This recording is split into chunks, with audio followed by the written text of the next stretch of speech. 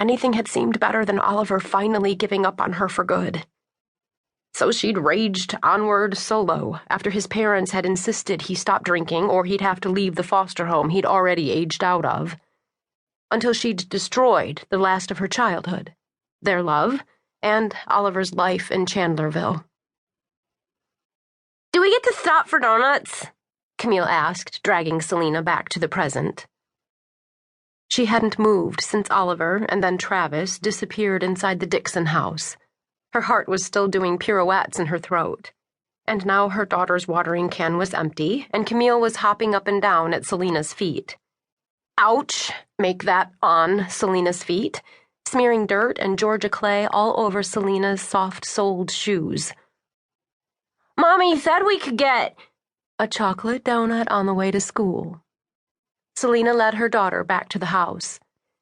She banished her memories deep inside to the emotionless corner of her mind where the past wasn't an old wound forever seeping fresh blood.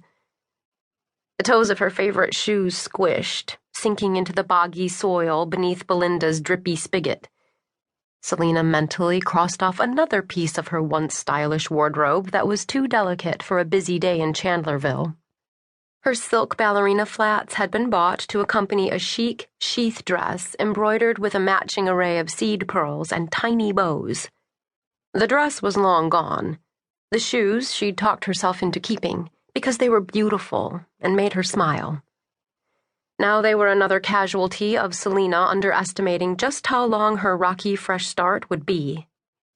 "Perfect," she groused at the spigot, twisting the dial on the hose's timer and setting the water to shut off in half an hour.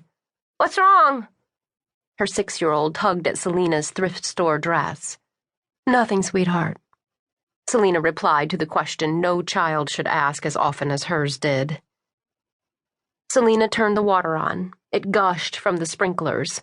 She grabbed her things and knelt in the grass by the porch steps, kissing Camille's temple on the way down.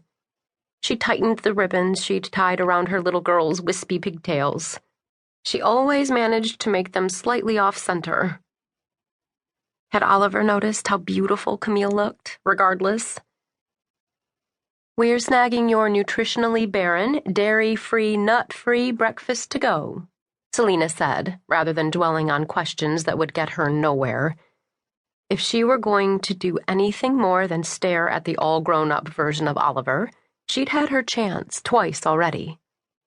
"We want to get to school before Karen Davenport hoards all the best craft supplies." "I'm going to rule the art table." Camille pumped a tiny fist into the air, celebrating her impending triumph over the reigning mean girl in daycare. Selena dropped Camille at Chandler Elementary's early child care center each morning. Selena worked as a substitute teacher, without having to pay the fee she couldn't afford until her divorce was finalized. She was fortunate the school's principal, Kristen Hemmings Beaumont, kept her in mind so often for the part-time opportunities that a long list of subs could fill. Practically every day for over a month, Selena had had steady work, custom-made to fill the hours her daughter was in school. Kristen seemed genuinely committed to helping them reclaim their financial footing, at least until school let out for the summer at the tail end of next week. Until then, Selena had to wake her daughter for school much earlier than when they'd lived in New York, so Selena could get to Chandler and plan for the day ahead. It wasn't what she wanted for Camille, but Belinda headed to the post office each morning at 5, so for another week at least, this was the way things had to be. Selena hugged Camille close.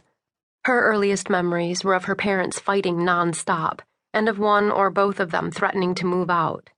Then Selena and her mother had had to make their way alone, finally arriving on Bellevue Lane, with Belinda earning barely enough in those early years to keep the lights on and food in the house.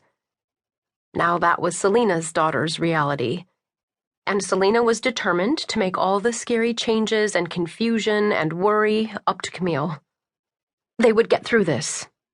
One day, one squishy footstep at a time. "Let's go, Cricket," she said, using her favorite nickname for her daughter.